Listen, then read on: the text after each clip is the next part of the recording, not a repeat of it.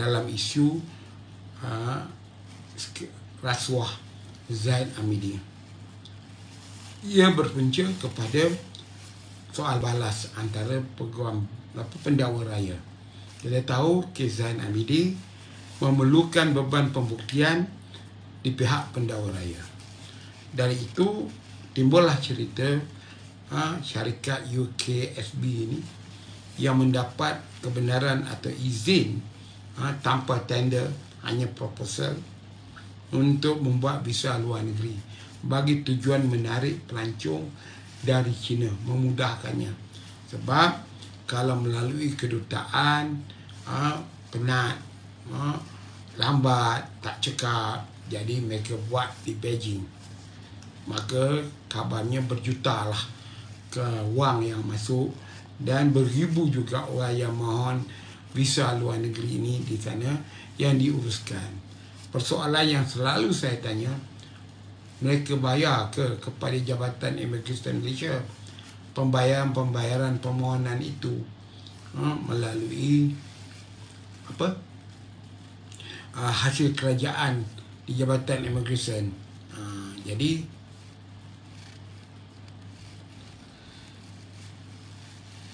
apa yang saya nak kata pada tuan-tuan dan puan-puan, kes ini agak tak berapa jelas. Saya rasa saya bukan berpihak kepada Tan Sri Mahyudin Yassin, mantan Perdana Menteri, mantan Menteri Dalam Negeri. Tapi saya rasional. Kalau Muhyiddin dah nafikan, maknanya Muhyiddin tak terima duit. Berbeza dengan Zaid Hamidi. Zaid Hamidi diceritakan di dalam mahkamah. Tukang bagi duit, pergi ke Sri Sastria, hantar duit, iaitu kediaman rasmi Timbalan Perdana Menteri.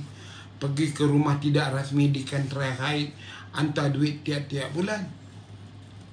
Maknanya senang, mudah. Zaid Hamidi ada terima duit.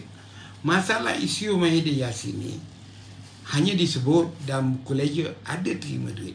Siapa yang terima? Adakah dia bagi di pejabat, di rumah Zaid Muhyiddin Yassin di Damansara? Yang ini yang kita kena tengok. Kita kena tengok. Saya bukan nanti nak berpolitik dalam isu ini.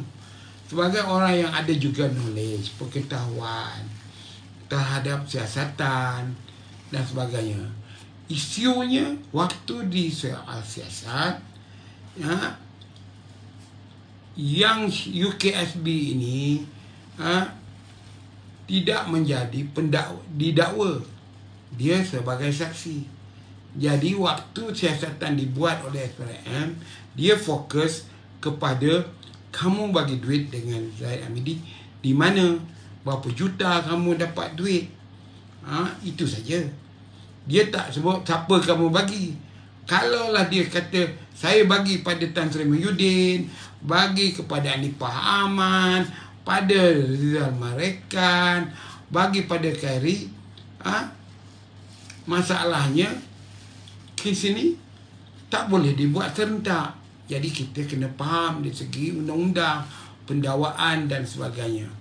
Jadi dalam masa ini, apa yang saya lihat, SPRM dia buka siasatan, tetapi SPRM juga nak kena tahu, kalau bagi kepada Muhyiddin, pernahkah Muhyiddin ditemui oleh UKSB? Pernahkah Muhyiddin meluluskan perkara itu? Ada dokumentasi ke dengan Muhyiddin bersetuju projek itu dijalankan? Ini penting. Begitu juga Anipah Aman, Menteri Luar. Jadi masalahnya sekarang, apa yang saya tahu, ialah isunya siapa terima duit dia. Ini semua macai. Jadi ada orang gunakan orang. Salah seorang pengarahnya itu orang KJ. Semua orang tahu. Orang yang hampir sama dengan haiwan nama dia, dan dia pun okey dipanggil. Apa sebab dipanggil nama macam ada sumbu ni, saya pun tak tahu. Dia bagi pada KJ duit Khairi Jamaluddin. Apa kaitanlah pula Khairi Jamaluddin? Dibagi duit itu, dia tak ada kepentingan dengan visa luar negeri ni. Bagi kepada Anipah Ahmad, apa kena-mengena? Tak ada kena-mengena. Kalau anda pergi kedutaan luar negara untuk dapat visa, yang buat kerja ni attaché immigration, tak ada kena-mengena dengan duta. Duta tak campur pun. Jadi bagi Rizal Marikan, Timbalan Menteri Luar, apa yang dia boleh buat? Ya? Jadi kita pun tak faham. Yang bagi duit sana, bagi duit sini, ini yang dikatakan sebagai rasuah, khasnya kepada Muhyiddin Yassin. Saya tak nampak Muhyiddin Yassin terima duit, dia tak tahu. Jadi siasatan sekarang ini nak tanya dengan pemberi tu. Saya tahu bahawa orang yang jadi macai ni, saya pernah keluarkan satu cerita bagaimana secara politik Muhyiddin, saya panggil Satpol Botak beli kereta tunai. Saya pernah tulis dalam Facebook saya dulu, boleh cek lagi dalam Google. Agak-agaknya dia lah kot yang ambil duit tu beli kereta untuk anak dan isterinya secara tunai. Jadi dia tak beritahu dekat Muhyiddin. Sebab isunya begini. Bagi seorang pejabat awam, saya pernah bekerja dengan, kadang-kadang kita didekati oleh orang yang berkepentingan. I nak bagi kat bos you duit lah, boleh tak? Sebagai penjawat awam, saya kena tanya bos, ada orang nak bagi duit lah 300,000, boleh saya ambil bos? Biasanya tak dibenarkan. Jangan mengarut dan sebagainya lah, kan? Tetapi penerima yang dapat ni, saya rasa peringkat tu sama ada dia macai, orang tengah dan sebagainya. Jadi siasatan ini tak boleh kepada tak boleh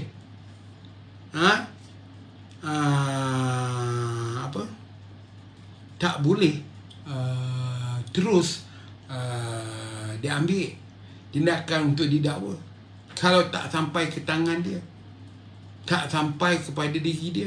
Ini yang kena faham. Jadi kita kena rasional. Saya tak sokong Muhyiddin ni, tetapi sebagai orang berpengalaman, saya tengok kenyataan-kenyataan serangan yang dilakukan oleh UMNO ni tidak wajar. Nak buat report polis, nak buat report SPRM. Mereka ada kerja mereka, biarlah mereka buat kerja mereka, ya. Jadi masalahnya sekarang ni, duit tu digunakan untuk apa? Kalau dana politik, boleh tak dibuktikan atas akaun dan sebagainya. Jadi inilah yang kita nak kena faham dan kena tahu. Jadi tuan-tuan dan perempuan, isu-isu yang ada sekarang, harga barang-barang ni penting. Ialah kenapa? Kerana kita tak ada stok. Harga barang tinggi, kita beli barang ekspor. Malah pisang kita sendiri pun, yang kita nak makan pun diimport dari luar negara. Cuba pergi ke pasar raya, apple import, pisang import. Seolah kita tak boleh jual rambutan di supermarket, tak boleh jual manggis di supermarket, tak boleh jual langsat di supermarket, tak boleh jual duku dalam supermarket.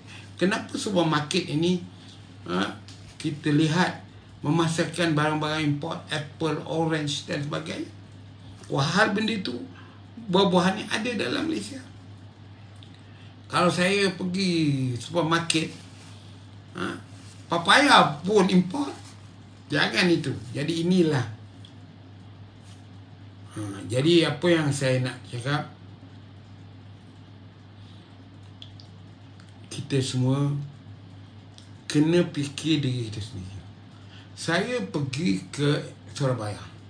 Saya bukan melancung tengok bangunan bersejarah, tengok tempat-tempat liburan. Saya tengok kehidupan mereka. Saya pergi melawat pasar, tengok bahan-bahan makanan dia. Saya pergi tengok pasar-pasar Gosir dia, mall dia, tengok apa benda, apa yang diorang buat, bagaimana. Di pasarnya ikan masih banyak, sayur banyak, harga dah 5,000 ke 15,000 rupiah, ya. Jadi berasnya banyak. Jadi apa yang saya lihat Indonesia sekarang ini, masalah sembako ni, soal makanan, bahan makanan ni tak jadi masalah. Saya berkereta dari Surabaya pergi ke Batu, pusat pelancong alat, kena sejuk. Kemudian daripada Batu saya pergi ke Malang, berjalan di Bandar Malang. Apa yang saya nampak, tak ada tanah kosong, tak sawah ada sayur, tak ada sayur ada tebu, tak ada tebu ada jagung, tak ada jagung ada pokok-pokok lain. Dari itu kita di Malaysia ni, masalahnya yang jadi sekarang ni masalah ialah kerana kita tidak maksimumkan tanah.